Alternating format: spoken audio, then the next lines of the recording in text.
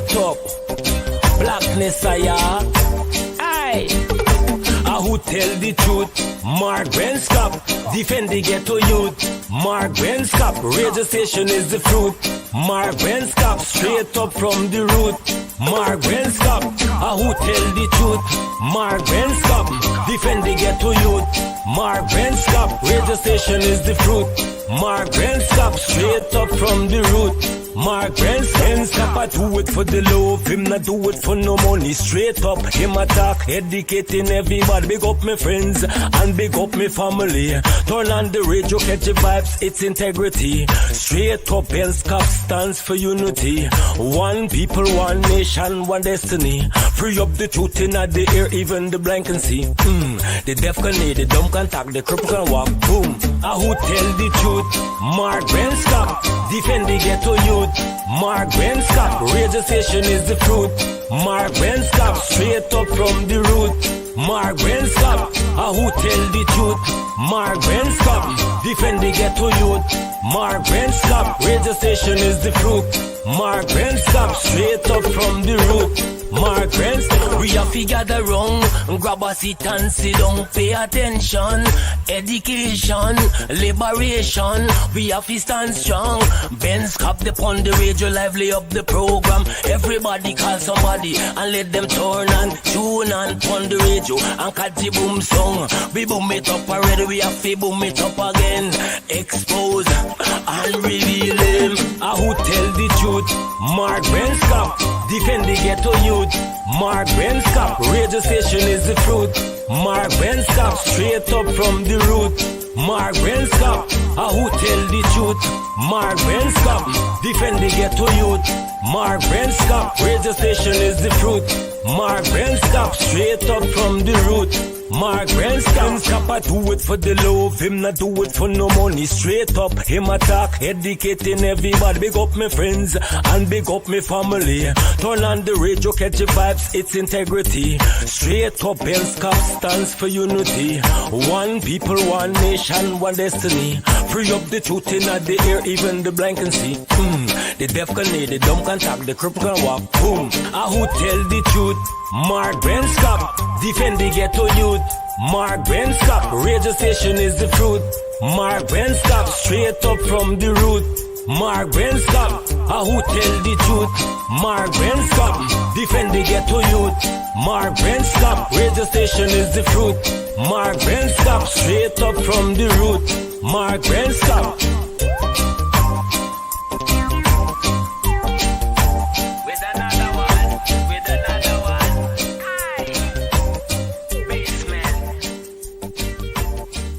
Yeah, my name is Jacinty Caldata Francis Vietnam, and since 1965 I become a voter, and I always place my ex next to the cup, and what they are doing today, I can't take it.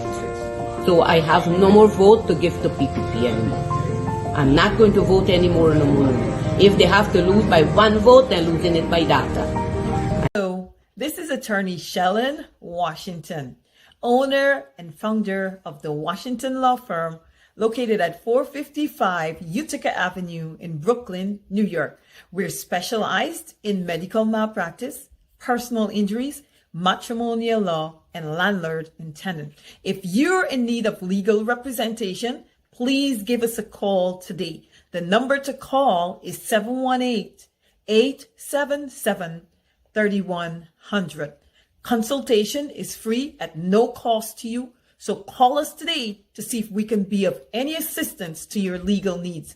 Again, the phone number to call us is 718-877-3100.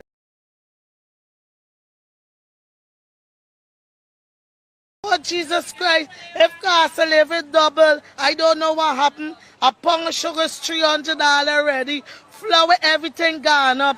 Everything just raising. You gotta get about $40,000 for buy good ration. You gotta get 3 man now. A weekend man, a monthly man, and a fortnight man.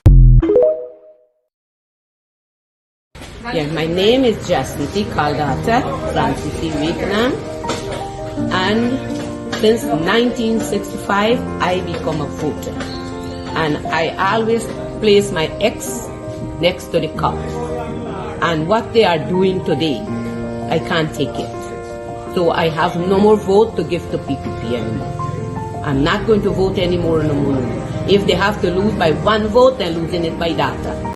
You could probably, on the maritime area, give Venezuela a channel out to the sea.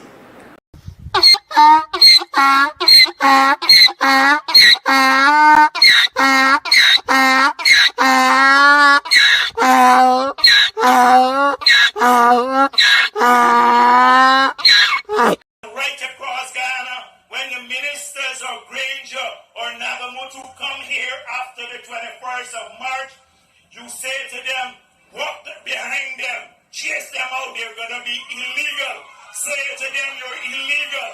Free up the country, you're undemocratic. They're going to face a different situation right across the country. When they come to the communities,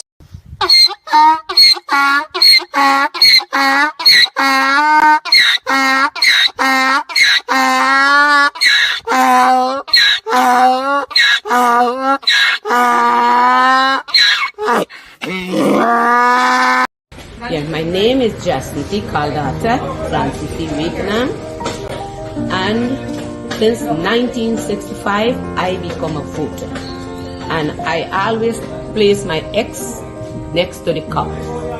And what they are doing today, I can't take it. So I have no more vote to give to PPP anymore.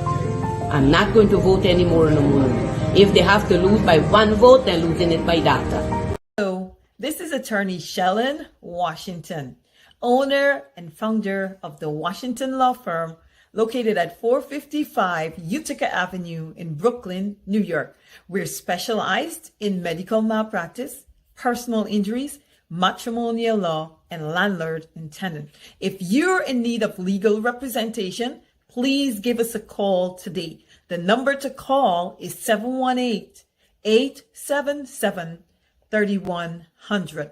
Consultation is free at no cost to you. So call us today to see if we can be of any assistance to your legal needs. Again, the phone number to call us is 718-877-3100. All right, hey, guess what's happening? My name is Mark Benchap, and welcome.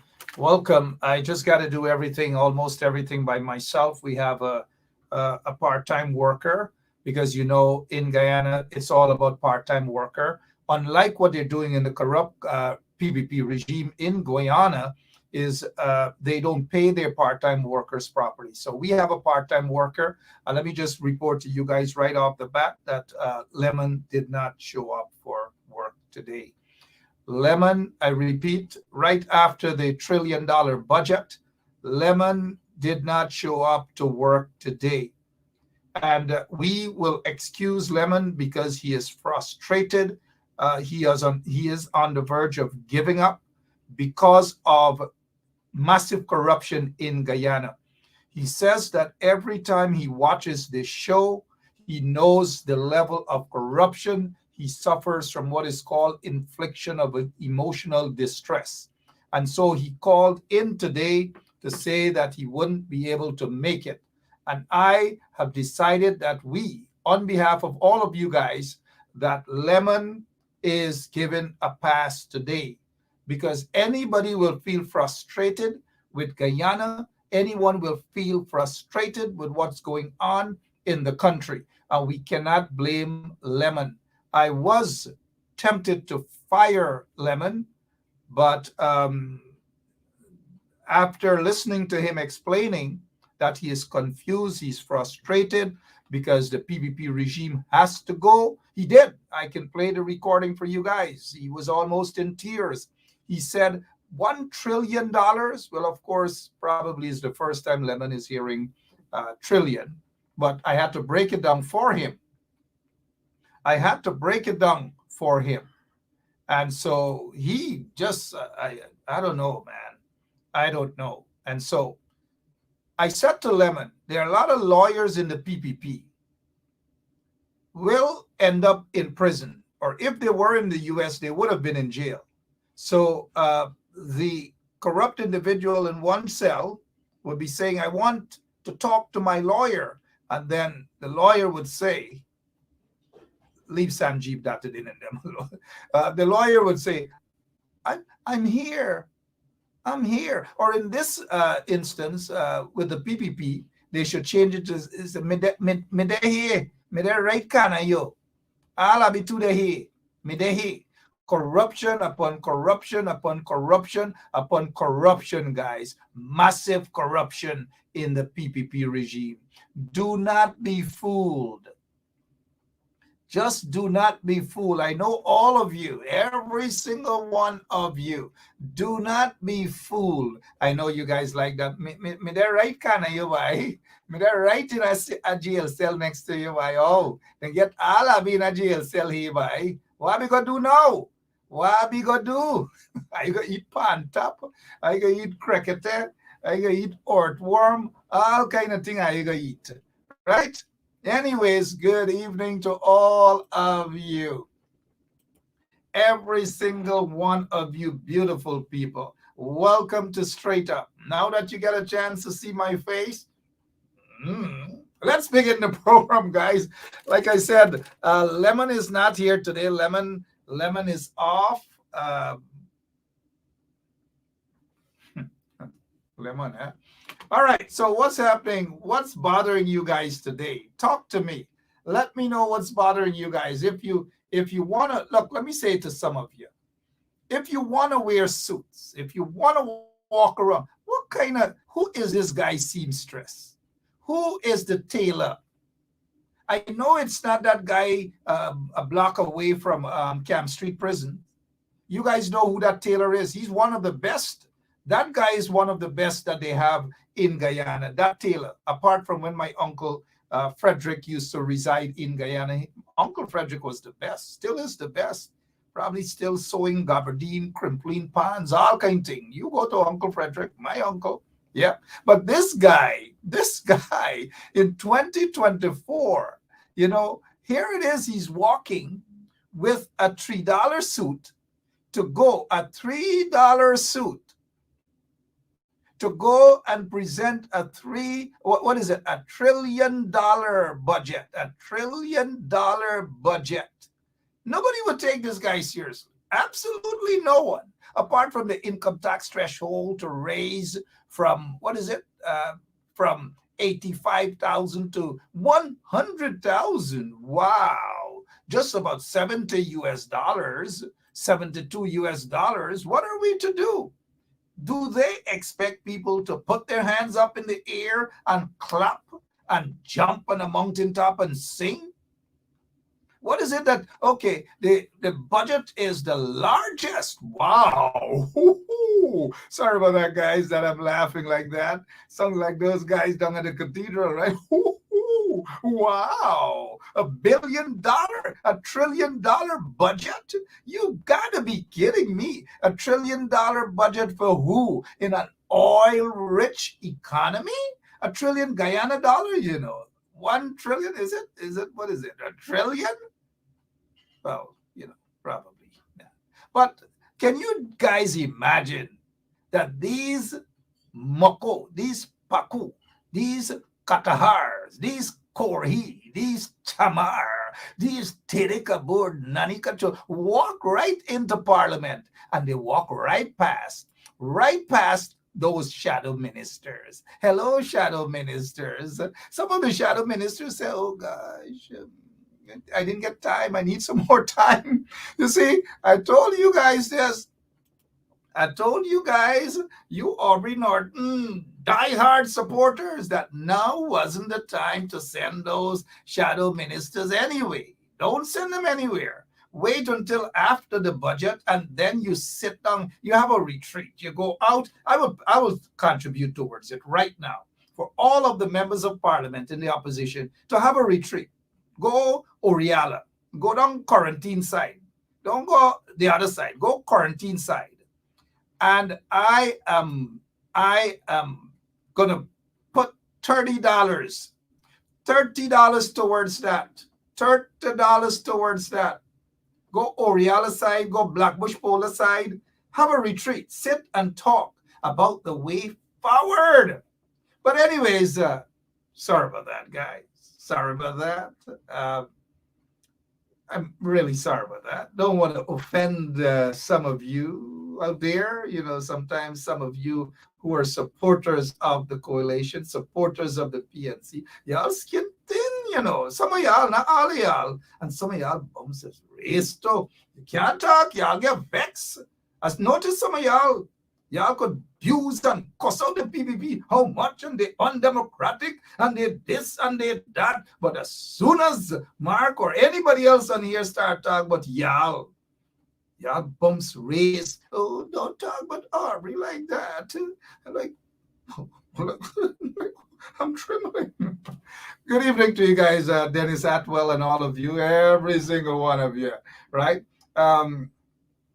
We have, let me say, Brenda Casey, a setting for you today, a setting for all of y'all tonight, a setting for y'all. Bernadette James, a setting for you. Keith Beresford, a setting for you. A setting for all of y'all. Elson Lowe is going to be on with us all the way in Georgetown, Guyana.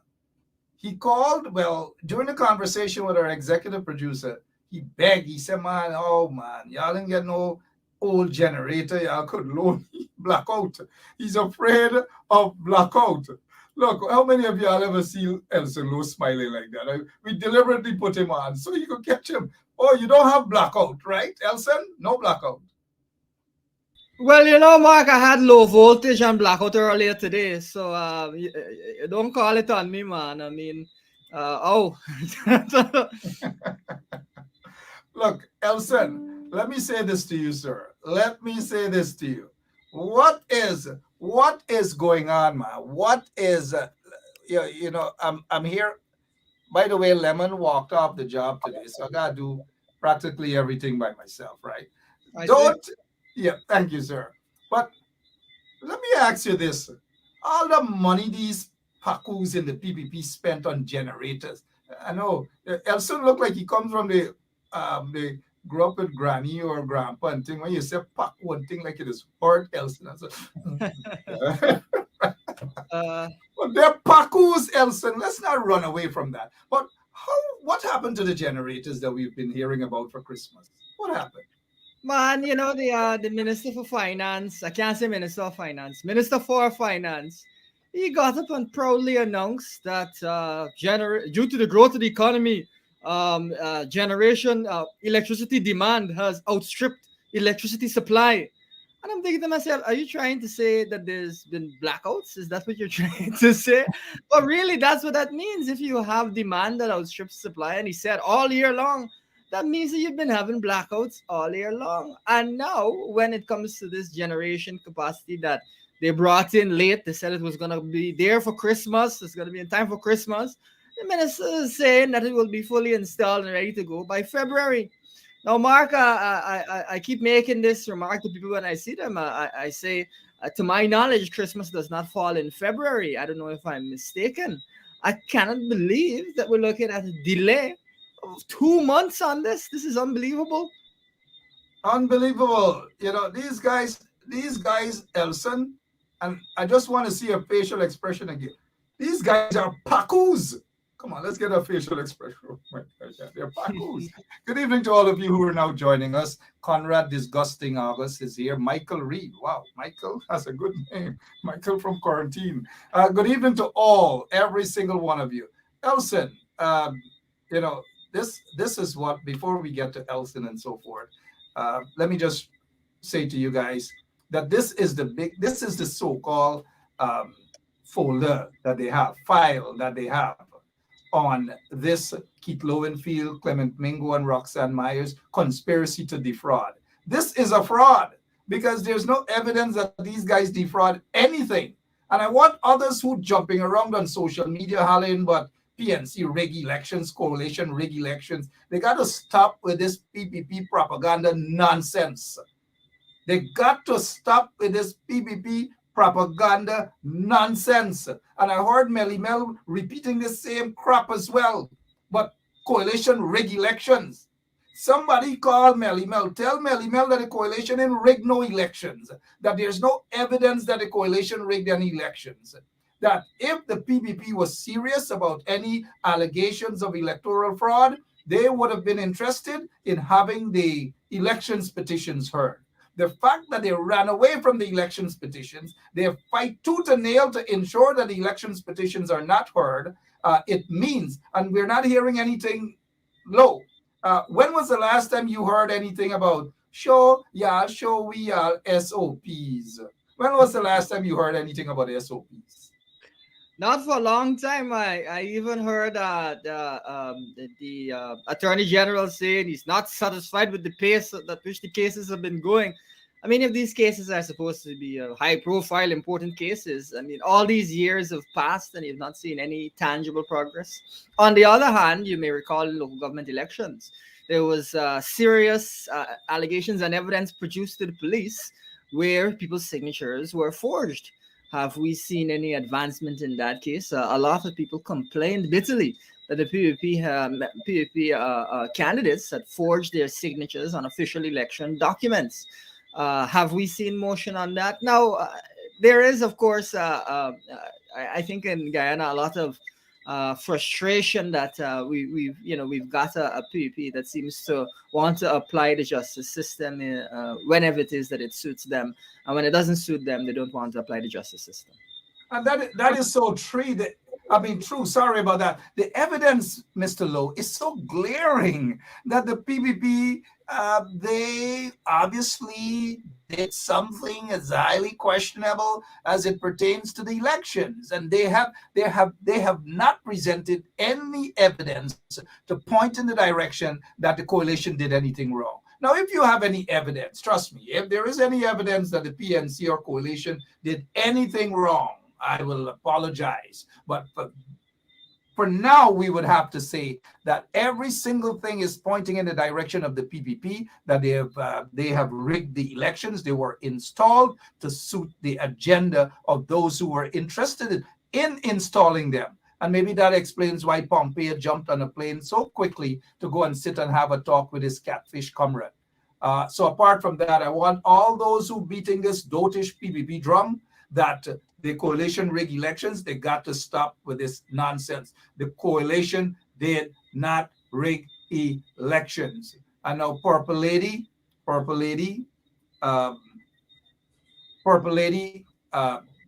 please, I'm going to say this, that this is not a program that we're going to get personal or who in bed with who and who dot the gal. Please, this is not a program for that.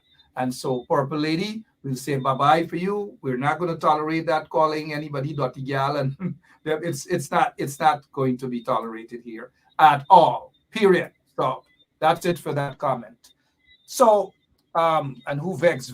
Please do not come here and call anybody dotty gal and dotty this and dotty that and all. No, it's not going to be tolerated. Now, Mr. Lowe, let's get back to the program as well. So the other thing that I wanted to discuss before Mr. Lowe got here is we're still hearing that this black box was sent overseas for analysis. The black box was sent weeks after, and they had said this weeks ago. They're still repeating the same thing. How long, Mr. Lowe, would it take to just analyze this black box? It's not like it fell in the ocean. It took 3-4 months to find it. What's going on here, Mr. Lowe? Your opinion? Yeah, we haven't heard anything on this front, or at least I haven't noticed anything on that front. We've called for a proper investigation into this matter, and we want to see this budget. What has been put forward for the military, I believe, is relatively limited. I think as the country prominence grows, as the country's security threats make themselves more and more evident. Venezuela, of course, having recently conducted military exercises yet again.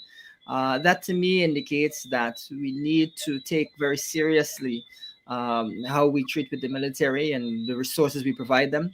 Of course, that means this investigation has to be taken seriously.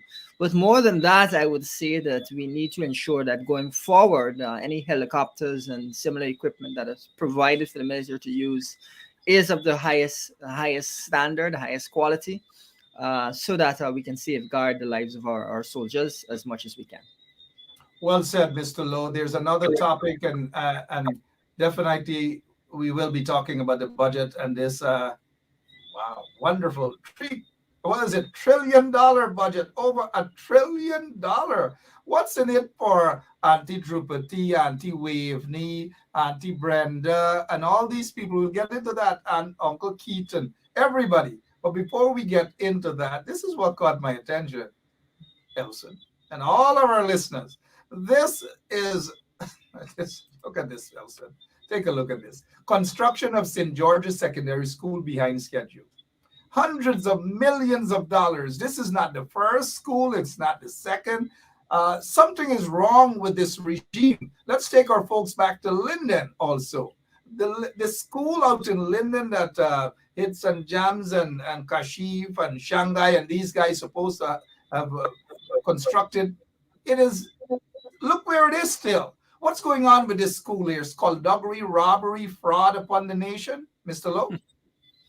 Well, I do think that it is reasonable for citizens to be anxious about corruption when they see stalled projects. I can completely understand that. And what I would say is these schools that are behind, to me, are an indication of the government's inability to properly manage its projects, raises a question as to the effectiveness of the government's procurement processes. We've recently heard questions being raised around the National Procurement and Tender Administration Board's activities and whether it manages documents in the way that it should to ensure that the right that procurement is done in a fair and transparent manner. Those have been questions raised. But more than that, I would say, the government is rushing again to build several schools, rushing to build several hospitals. And it seems to me that their ability to manage all of these projects is very much in question. And some may say, oh, well, what does it matter? At least there's going to be a school eventually or hospital eventually. But, what's really critical for us to understand is that it's hundreds and hundreds of billions of dollars that are being put towards infrastructure in Guyana. And given that we've historically been unable to manage it, and it's been indicated that for every dollar spent on our public investment program, we lose 41 cents due to corruption, incompetence, and those types of problems. We're looking at hundreds of billions of dollars that are lost. Last year, it was $172 billion that was lost due to those types of factors. And this year, it's going to be, I think, in excess of $200 billion lost due to that. So when we see a school like this behind and we see costs escalate, go through the roof, there's real consequences to that. Now, $170 billion, over $200 billion. That's the size of entire previous year's national budgets. With that money, you could really target poverty and eradicate it in Guyana, or for the most part, eradicate it. With that money, you could provide public servants substantial increases. With that money, you could provide pensioners substantial increases.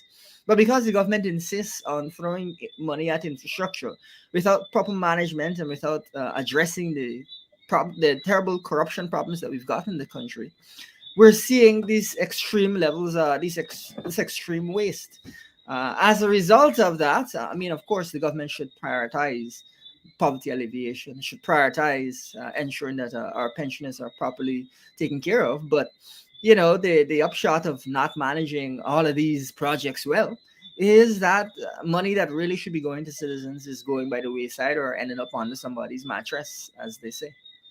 Or in somebody's pockets and all over the place, at Baroom Bar, at Red Dragon, all over the place it's heading there, even at the, anyways, I was going to say the cathedral, but I'm not going to say. But it's ended up all over and not where it's supposed to be. I notice Gary Greenidge is saying here that these schools are willfully being delayed so they can be done in time for the 2025 elections. It's all a PPP gimmick. Look carefully at the trend.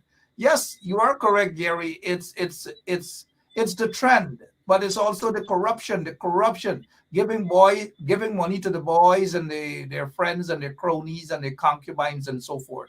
But there's also another comment, Mr. Lowe, that caught my attention here. If we can get to it, it makes a heck of a lot of sense, and it's saying that something to the effect, from what I saw there, is that every single budget time is the same old tune by the PPPC, the same old tune.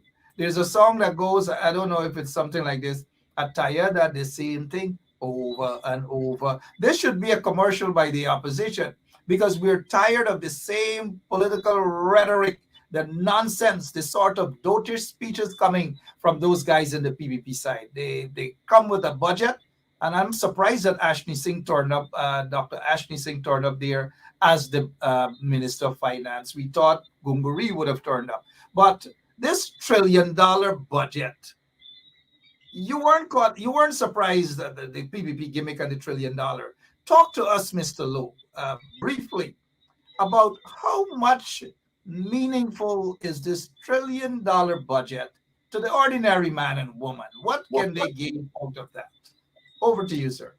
Yeah, thank you very much. Well, I think really people have been taken aback by the fact that you've got a budget that is again one of the largest rather in the country's history. In fact, this is a budget that is 46% larger than last year's budget, which was in excess of 40% larger than the previous year's budget, which was 40% larger than the previous year's budget.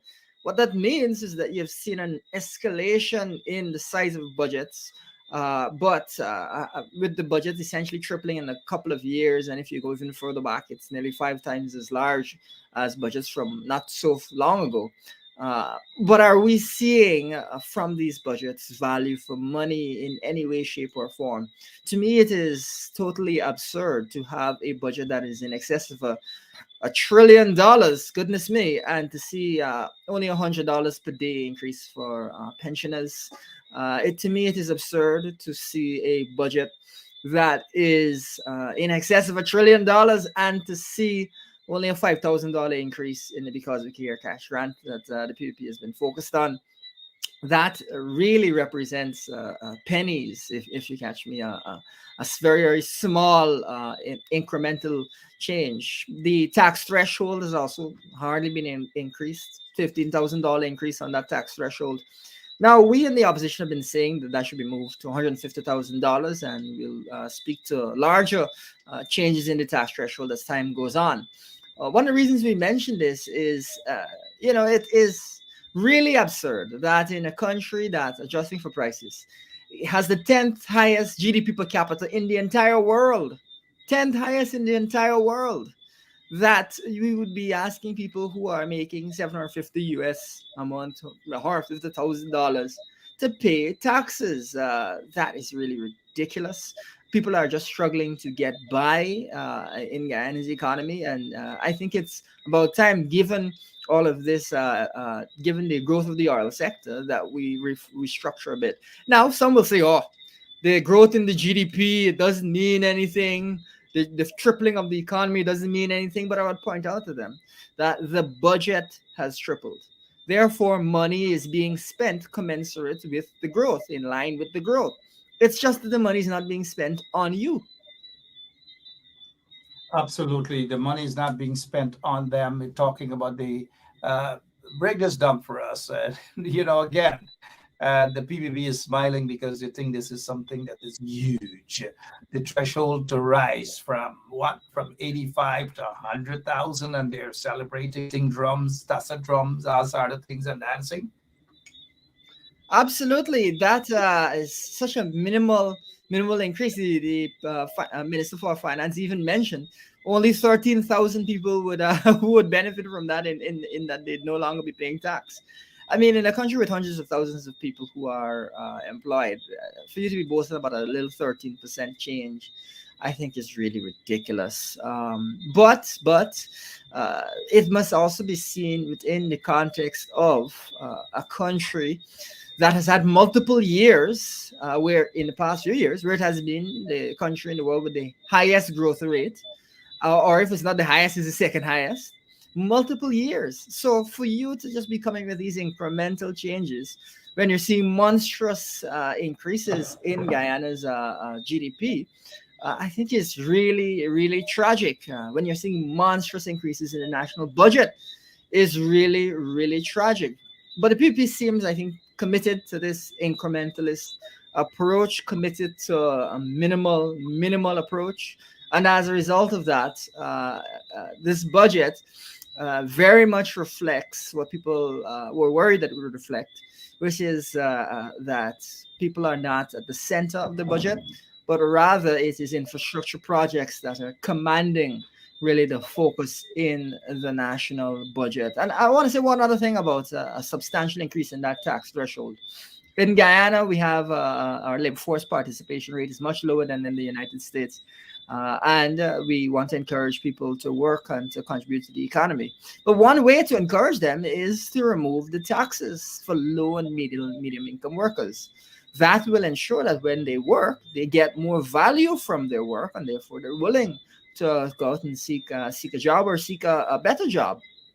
To me, the PUP's minimal $5 here, $5 there approach does not deliver some of the benefits to the labor force participation rate that we would like to see with a more substantial change. I think that if people saw the tax threshold move from 85,000 to 150,000, a lot of people would perk up and say, let me go out and make an extra dollar because I'm making way more than I would otherwise have been making. I have a very substantial bump in my salary. So this is just unfortunate, but it is very much in line with the PP's approach to budgets and to governing Guyana for the last several years. This is what is called a mitai budget. A mitai money, bara money, pulori money, and $100, or was it chicken foot? Do you know what chicken foot is, Elson? Yes, I'm familiar with what chicken foot is. Oh, you are familiar. Okay, well, sorry about that. I didn't realize that you're familiar. Like some of us, at one point in time out in Linden, chicken foot and sour. That was the going thing, man. So yes, this is the chicken foot. This is the chicken foot. I can't recall the other name, but the chicken foot, the bara, the polari, and mitai budget. This is not $1 trillion budget. The infrastructure that these pakus are talking about is basically to give contracts to their friends and cronies and all manner of things. It's corruption, and more corruption. So, Elson, let's talk about billions of dollars now. Billions of dollars to Gaisuko. Billions of dollars. An industry that actually died under the PPP. It was in the ICU when the coalition got into office, and sugar is basically dead. Sugar is bitter, but yet every single time, billions upon billions upon billions of dollars to Gaisuko. Your take, sir. Well, what I would say is that there doesn't seem to me to be any serious turnaround plan for the sugar industry. There doesn't seem to be any plan to diversify Gaisuko, to move workers to other elements of a broader corporation that can be profitable or at least can break even. Rather, the PPP is content with doling out a few billions and more specifically, with a sugar industry that is in a serious state of decline. I don't think any sugar workers anticipated that sugar would be producing 60,000 tons last year, 48,000 tons the year before, when under the coalition it produced in excess of 90,000 tons quite regularly. What this means is that the PPP's performance in the sugar industry has been far worse than the performance of the coalition during when in office. It seems that the PPP has no idea of how to turn this industry around.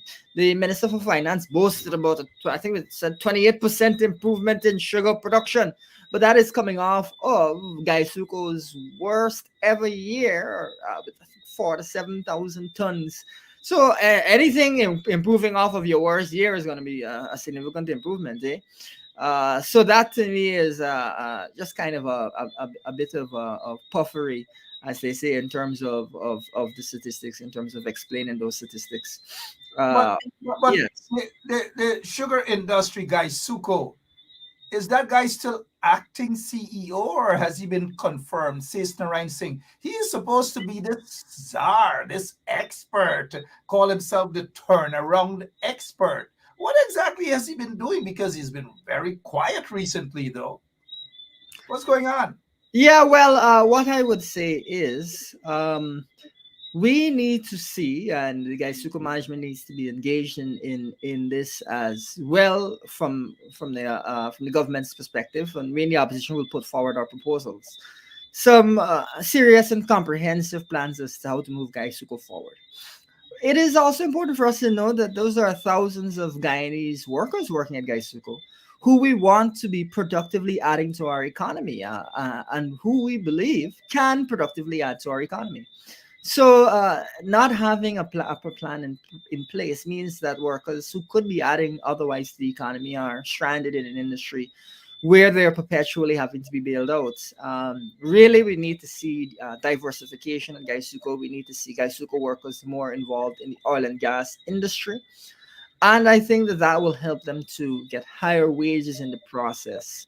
Really, Gaisuko is perpetually on life support, but it can move in a direction that is positive if it is dealt with seriously and it is diversified.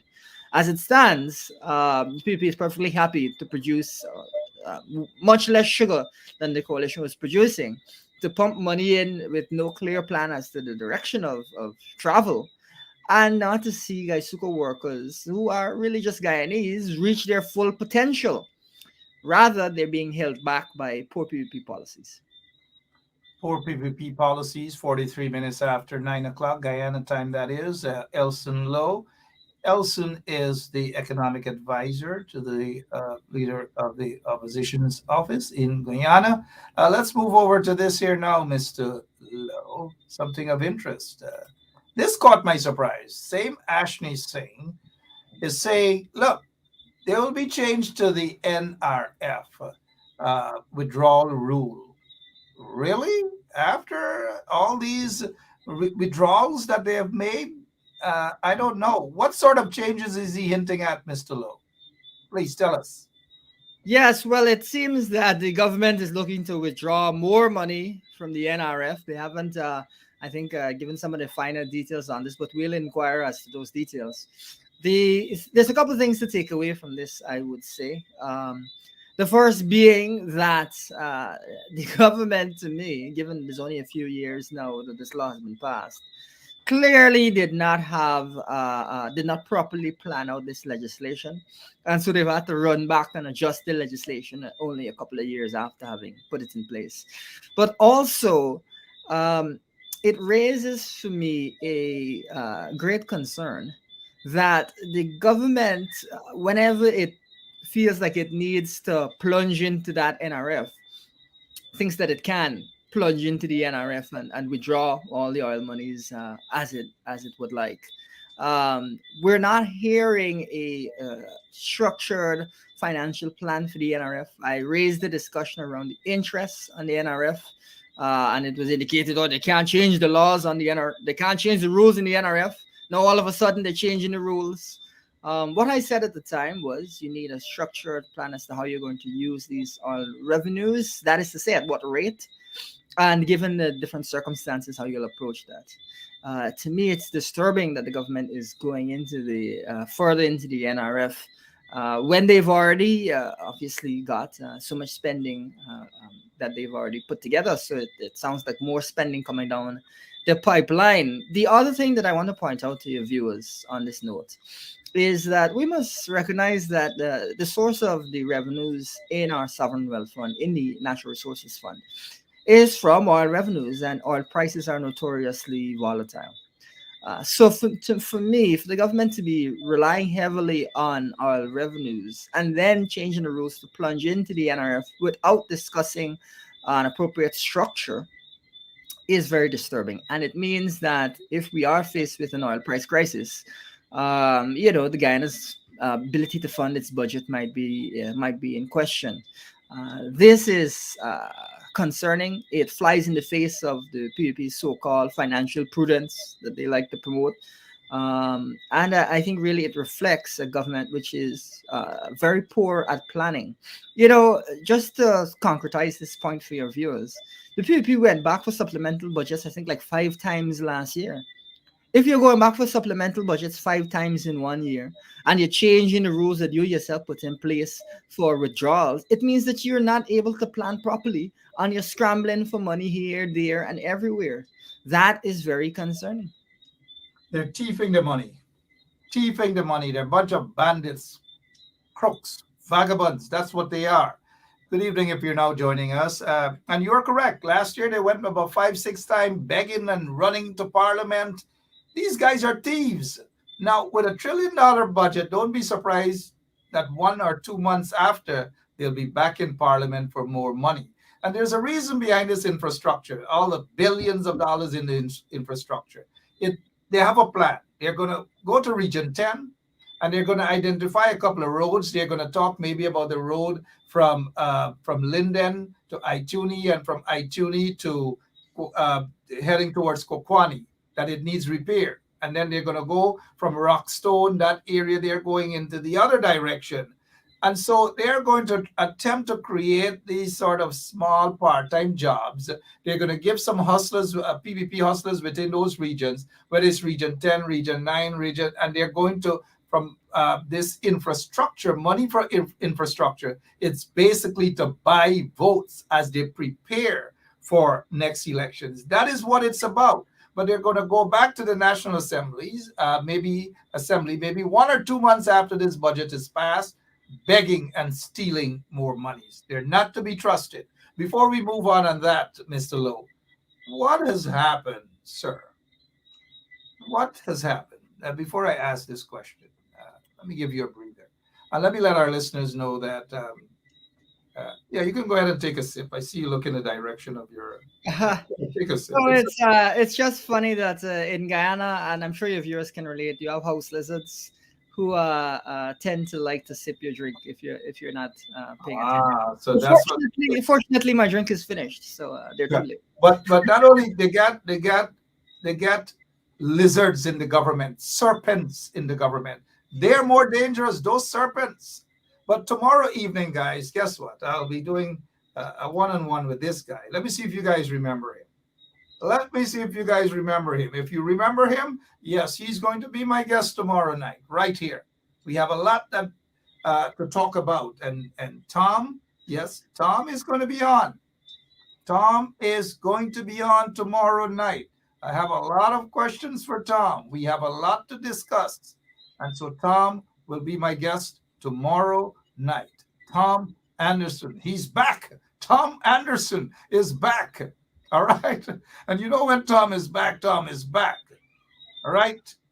Conrad is the guy. Whenever Conrad is in Guyana, he spends his money with the PPP guys at that motel at Breakdown. Conrad, rest yourself. Thank you. All right. Rest yourself, Conrad. And so Tom Anderson is going to be my guest tomorrow evening. Now let's get back to 200 and how much? 214 or 213 million US, 214 million US dollars missing, and Jack Deere, all of them gone quiet. Where is that money, Mr. Lowe? Where is that 214 million US dollars? Well, it was supposed to be going to arbitration for us to get back our share of the money that we really should be getting back. This is, of course, money that was flagged by the first audit commissioned by the coalition of offshore oil expenses, where it was indicated that $214 million, basically there was an overcharge, or that we should be entitled to get back some of that 214 million, roughly half of it. Now, what we observed here is, first of all, the government hid the audits, wasn't commenting on the audit, wasn't giving an idea of the audit, and the audit was leaked to the papers. Then the government scrambled to deal with the issue. We heard that there was an allegation, and we heard that there was an agreement regarding that particular the reduction of that particular sum to 3 million US.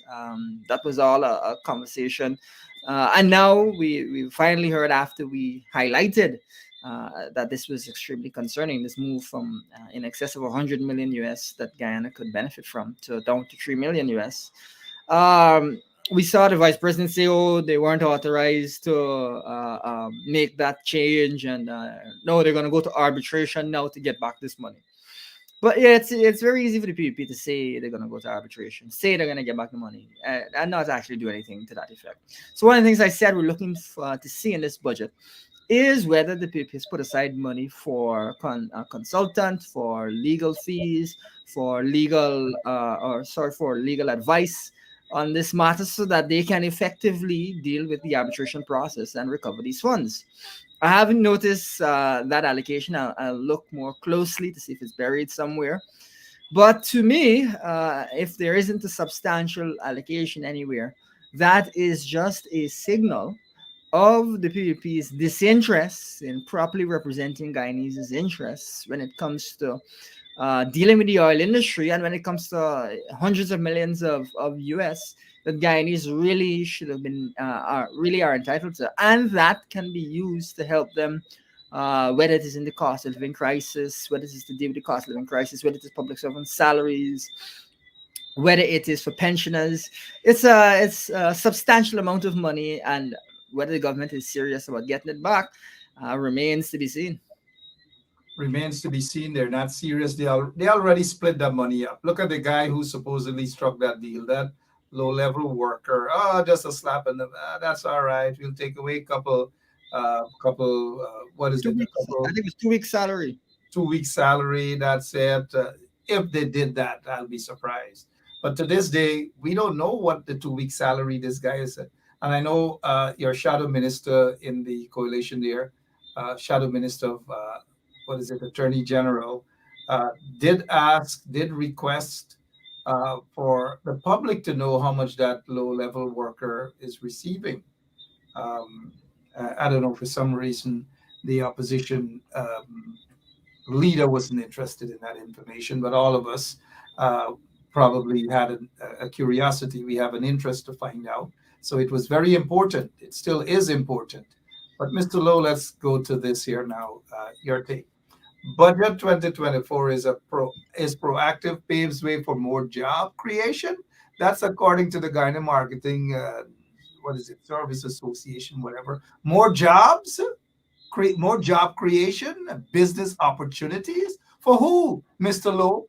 Before you answer that question, and I'll say it like a real guy, for who? Job for who? Business for who? Jobs for who? Business for who? Okay. Oh, Jesus Christ. If cost of living double, I don't know what happened. A pound of sugar is $300 already. Flour, everything gone up.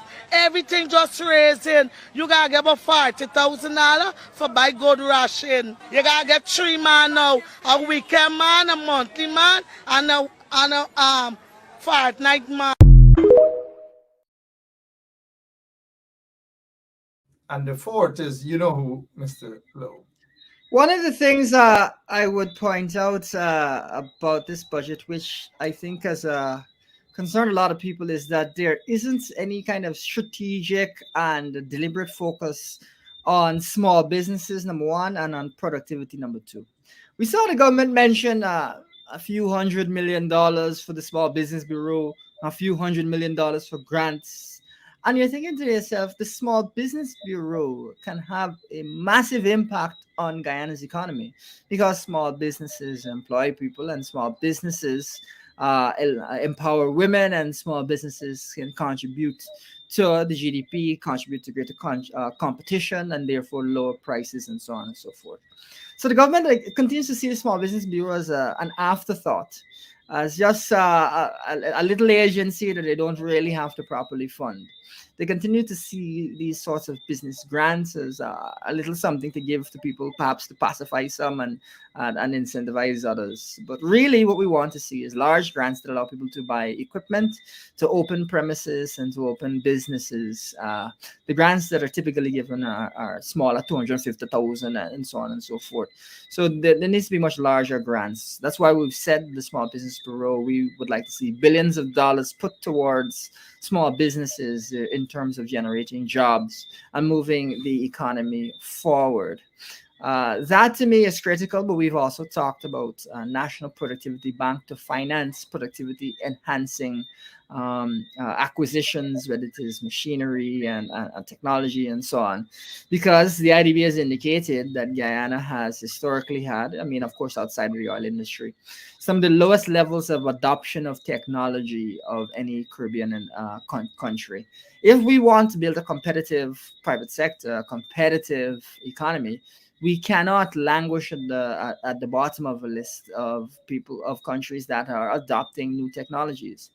Rather, we must invest in that. I think that is tied quite well with the question of the University of Guyana, which we have repeatedly said not only must the university be free, but it must be invested in for research, research to help to improve Guyana's private sector's productivity, help to Guyana to grow its private sector. We believe that's vital. The university has again been neglected with a measly increase. It's 4.1 billion now. We expected, or we were hoping for, in excess of $10 billion to be dedicated to the university to help that university to grow. It is just really unfortunate the government has continued to neglect it. And so in terms of, I think, some of the critical metrics, some of the critical interventions that were required, that's not what was there. It was just a wholehearted focus on, overwhelming focus on infrastructure, and a very limited focus on the other productivity enhancing elements of the economy that we need to address. All right, hey, Elson, I just got a couple more questions for you. It's actually, I'm looking at the time. It's my son's Jonathan's birthnight, and so, I'm just Oh, giving you guys. happy birthday. Tell him Yeah. I said. Yeah, but I'll let him know. Here he is. His birthday is today. So, guys, I'm just going to spend a couple of minutes more with you guys, and then we will go, because I want to be able to, with $1 trillion budget, I got to get my son some mitai, some tamarbal, some gooseberry, and these sort of things. So, the other thing that I want to touch on, Mr. Lowe, before we go, 97, almost $100 billion for agri sector. What are these guys doing with the monies? Because the people out, the farmers out in Blackbush Polder and so forth, they might say, "Are you serious? $97.6 billion for agri sector in 2024? What are these guys doing with this money? They're drinking it just like some of them like to drink daru. They're drinking out this here. I don't know what's happening, Mr. Lowe. Yeah, absolutely.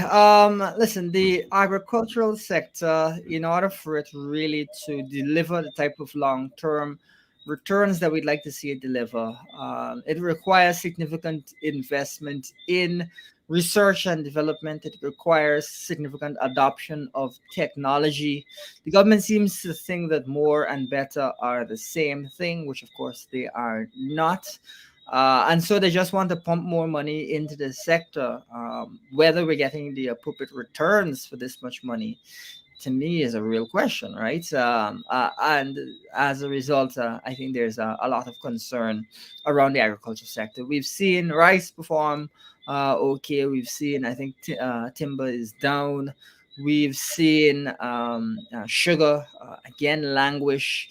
So the question of pumping all of that money in without the appropriate returns, I think, is a reasonable one to ask. Where we've seen some progress is in areas that we would also promote, such as shrimp production and some elements of aquaculture as well. But that can't be all that the government focuses on. We need to see much more for these huge sums, and most importantly, we need to see productivity. It's not just about producing more and your wages are low in the agriculture sector. It's about producing efficiently and having high wages. That's the name of the game, as Guyana is an oil producer and is a vastly wealthy country. There's no point in generating a lot of low income jobs that nobody wants to work in. That is not going to really move the needle. We need to be focusing on our productivity going forward. So while the government is pumping a lot of money, and we saw them indicate that it's about 25%, the money supply is 25% more. That really is, I think, one of the main drivers of inflation in Guyana, is sending the cost of living through the roof without the matching increases, improvements in productivity and in production. All right, Mr. Lowe. Something that the PPP, we just want to see your facial expression when we say those pakus in the so-called government. They got rid of free UG tuition. When I say sorry, they ensure that when they were there, when they got into office in 1992, not so long after, they told the young people of Guyana, not so young people, that they have to pay to go to university. Prior to that, the university education was free under the PNC, Bornum, Patalamiri, and all those people. It was free. Jack Dave and all these people, all the Pakus in the PPP hierarchy went free to UG. But when they got into office, they introduced fee for tuition for UG. And for 20-something years, they have stifled the young people of Guyana. Yet the other day I heard Barra Jagdeo say that, oh, it's the PPP that's responsible for free education. We already know some screw is missing from his head. But apart from that, Mr. Lowe, we know they're playing politics with UG. Apart from that, are you surprised that hundreds of millions of dollars they're giving out to unknown universities with no recognition, instead of focusing at UG? So they're sending people to study online in Israel, in Ireland, and all these places. What is your take on that? My opinion, waste of taxpayers' money. Well, what I'd say is, I think it has alarmed a lot of people to see that the gold program has gotten almost the same allocation as the University of Guyana. I think that has alarmed a lot of people. I think, gold has also, we've heard complaints from students and from employers that the gold scholarships are not yielding. They're not really productivity enhancing. They're not employability enhancing. People are studying these things and not really clear that it's of any benefit. There are certain questions around it. I mean, some programs, I'm sure, are good programs, but there are a few questions. Also, the institutions, the universities that a goal relies on, there are often a few questions around them. The university, however, we believe stands on its own as something that should be prioritized in national budgets. It is not just an institution that educates students, but an institution that can generate research. We need to generate that kind of research in order to develop and move our economy forward. And so neglecting the University of Guyana is, in a way, neglecting the economy. If we want to build a modern, advanced economy, we need to invest in that university. What I would also say is the PPP announcing free UG will be in stages was very anticlimactic. And so while we're glad to see that student debt will be removed, we will first of all point out that we've been saying that they need to remove this for some time. But second of all, indicate that this is not going anywhere near far enough. It is, to me, abominable that they can't find a few $billions that it would take to make the University of Guyana free when the budget is in excess of $1 trillion. That just sounds like they don't want to make it free. They're dragging their feet on the issue. And that really, I think, gives Guyanese an understanding of their true intentions regarding the university. They're playing politics with UG. They don't want to make it free. They have basically neglected. They have reneged on their promise, their elections campaign. their manifesto, all these sort of things. They're just gangsters in office. That's who they are. They're not concerned about UG and education. Look at, let us go and find IPLAT University and all those other makeshift universities, some out in India and so forth. They're not serious about UG. They have stifled young people for 20-something years by depriving them of free education at the university level. So they're not concerned about that. But we got to keep an eye on them. Mr. Lowe, before we go, though, we know the budget debate is next week, sometime next week.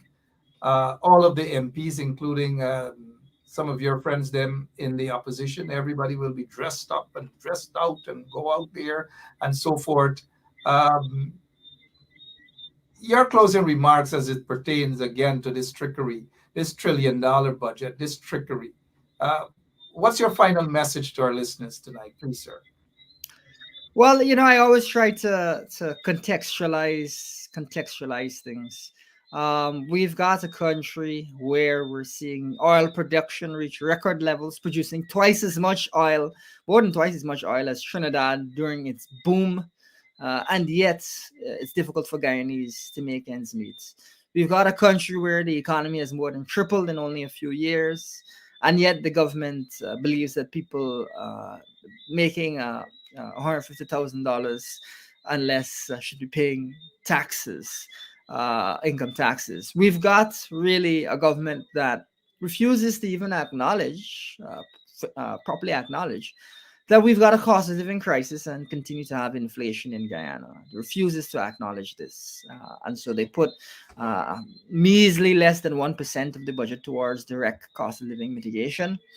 And they don't even say what they're going to do with that. They say, they're going to consult. Last year, we saw them take all year before they actually made use of that money. Really, what we've got right now is a government that has demonstrated budget after budget after budget where its priorities lie.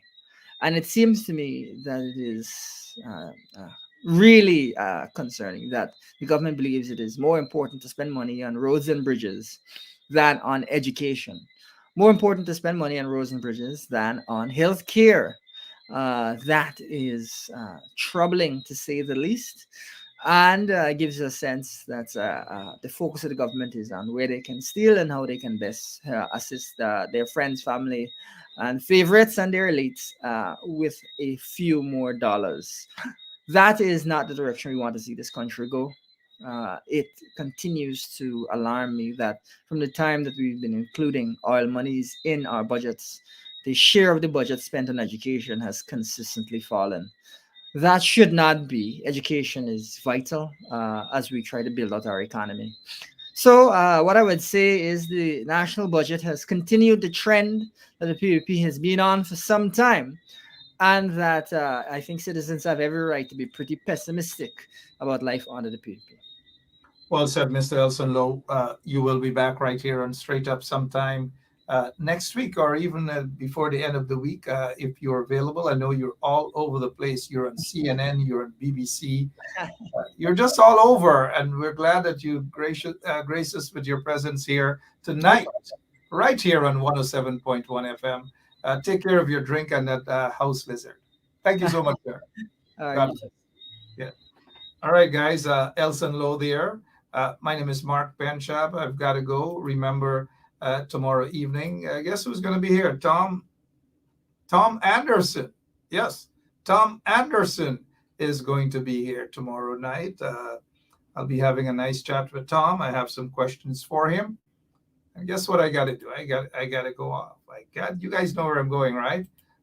It's the big 12-year-old. 12. He's 12 years. 12. Yep. All right. Jonathan Anthony Benchop, 12 years old. 12 years old.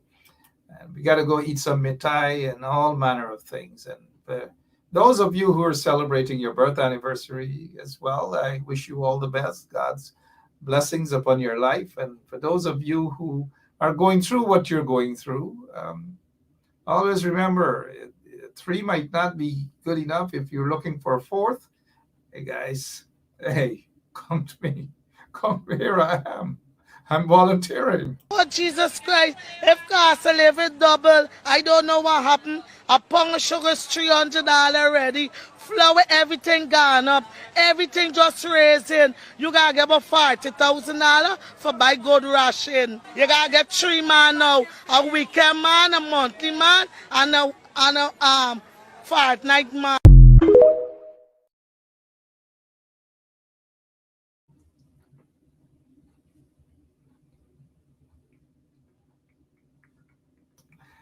I've got to go. God bless you all. See you guys tomorrow, right here on 107.1 FM. Don't worry with that $1 trillion budget. There's nothing in there for you. There's nothing in there for the small man. There's nothing in there for anybody. It's mitai budget. It's mitai. Pumpkin price gone up. Every single thing gone up. Everything, as they would say, gone right up. Right up. All right. So for now, I'm out of here. I gotta go get a phone call. They're looking for that fourth one. Anybody? Buffy. Let me get out of here, guys. God bless you all. See you tomorrow, same place, same time. And don't forget, Washington's law firm, right? It's there for you guys. Check it out. So this is attorney Shellen Washington, owner and founder of the Washington law firm, located at 455 Utica Avenue in Brooklyn, New York. We're specialized in medical malpractice, personal injuries, matrimonial law, and landlord and tenant. If you're in need of legal representation, please give us a call today. The number to call is 718-877-3100. Consultation is free at no cost to you. So call us today to see if we can be of any assistance to your legal needs. Again, the phone number to call us is 718-877-3100. Oh, Jesus Christ, if cost of living double, I don't know what happened. A pound of sugar is $300 already. Flour, everything gone up. Everything just raising. You gotta get about $40,000 for buy good ration. You gotta get 3 man now. A weekend man, a monthly man, and a fortnight man.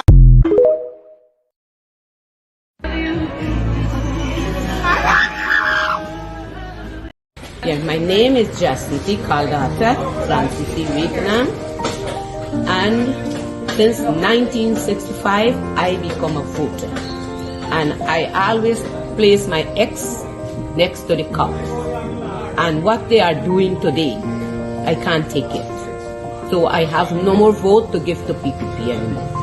I'm not going to vote anymore no more. If they have to lose by 1 vote, they're losing it by data. I have none.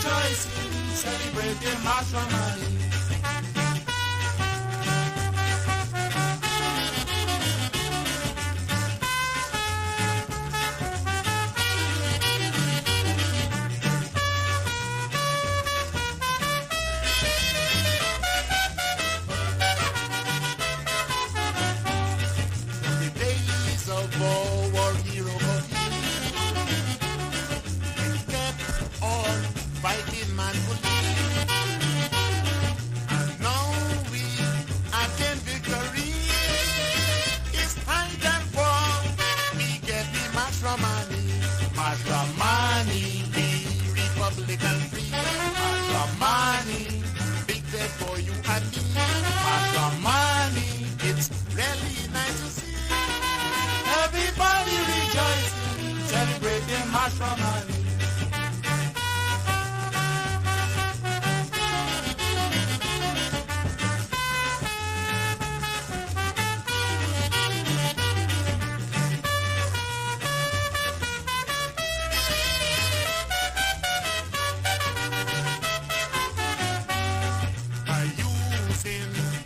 Up to self-help, build up a short confidence, bear responsibility, cooperative republic, Guyanese are free, matrimony, be Republican free, matrimony, big day for you and me, matrimony, it's really nice to see.